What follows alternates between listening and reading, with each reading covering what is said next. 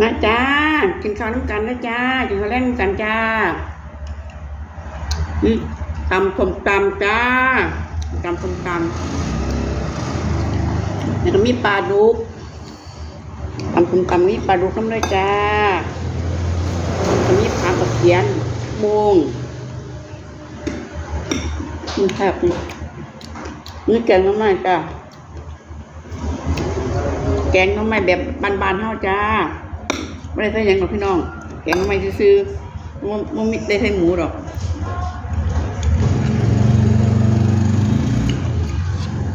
แกงน้ำมันธรรมชาติบ้านเฮาด้วยจ้าน้ำมันก็มาจากบ้านคนละจ้า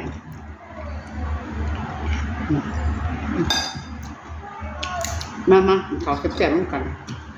นี่กระเพราเยอะแยะเลยพี่น้องเอาเพียงแกงน้ำมันแซ่บ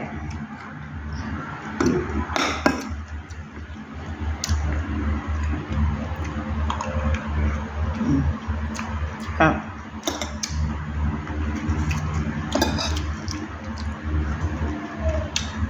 ไปดูตัวใหญ่พี่น้อง